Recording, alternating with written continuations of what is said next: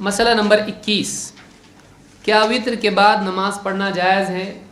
ये अक्सर लोगों को मसला पेश आता है कि क्या अगर मैंने रात को वित्र पढ़ लिया और उसके बाद फिर नींद खुल गई, जल्दी नींद नहीं आ रही है या सहरी तैयार हो रही है, बैठे बैठे क्या करूं?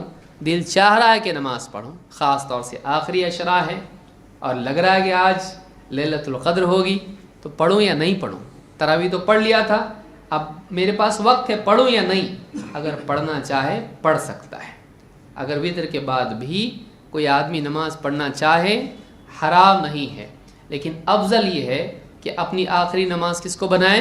वित्र को। अल्लाह के नबी सल्लल्लाहु अलैहि वसल्लम फरमाते हैं, इजअलू आखिर सलातिकुम बिल्लैलि वित्रा, अपनी आखिरी नमाज रात की वित्र ही को बनाओ। यानी तुम्हारी आखिरी नमाज तहज्जुद के आखिर में कौन सी होना चाहिए? वित्र। चाहे आप उसको तहज्जुद कहें या तरावी, क्योंकि साल भर के लिए है, सिर्फ रमज़ान के लिए हुक्म नहीं है, बल्कि अपनी रात की आखिरी नमाज किसको बनाओगे? वित्र की नमाज। इसको इमाम अल बुखारी और मुस्लिम दोनों ने रिवायत किया है। लेकिन उम्मे सलमा रज़ी अल्लाह तआला अन्हा से हमको मिलता है कि नबी करीम सल्लल्लाहु अलैहि वसल्लम ने वित्र के बाद भी नमाज पढ़ी है, जिससे इसका जवाज़ मालूम होता है। उम्मे सलमा रज़ी अल्लाह तआला अन्हा फरमाती हैं, अन्ना नबी सल्लल्लाहु अलैहि वसल्लम काना युसल्ली बअदल वित्री रकअतैनी खफीफतैनी व हुवा जालिस। इमाम तिरमिज़ी और इब्न माजा ने इसको रिवायत किया है। क्या फरमाती हैं कि नबी सल्लल्लाहु अलैहि वसल्लम वित्र के बाद 2 हल्की रकातें पढ़ा करते थे बैठे बैठे। वित्र के बाद 2 रकातें, लेकिन कैसी? एकदम हल्की का मतलब क्या? मुख्तसर, बहुत ज़्यादा लंबी नहीं, बल्कि कैसी? मुख्तसर, आम नमाजों से छोटी। और वह हुआ जालिस, कैसे पढ़ते थे? बैठे बैठे। इससे मालूम ये होता है कि अगर आदमी बीमार न भी हो तब भी नफल नमाज बैठ के पढ़ सकता है। और ख़ास तौर से इन 2 रकतों के बारे में मिलता है कि आप इनको कैसे पढ़ते थे? बैठे बैठे।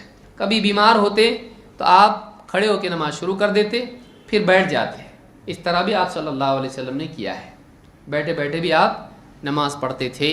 तहज्जुद की नमाज भी बैठ के आपने पढ़ी है, तो नफल नमाज बैठ के पढ़ने में कोई हरज नहीं है। लेकिन बिला उज़्र फ़र्ज़ नमाज बैठ के पढ़ सकते हैं। बाद लोग आज बेवजह ज़रा से थोड़ी थकन है तो बैठ के पढ़ ले रहे हैं, जायज़ नहीं है। वाकई उस सूरत में जायज़ है जब आदमी वाकई बीमार हो, माजूर हो, वो नहीं पढ़ सकता हो या बहुत तकलीफ़ उसको हो सकती है, तो आदमी क्या करे? बैठ के नमाज पढ़ सकता है, चाहे ज़मीन पे पढ़े, चाहे स्टूल कुर्सी वगैरह पर बैठे, जैसी उसकी सहूलत हो।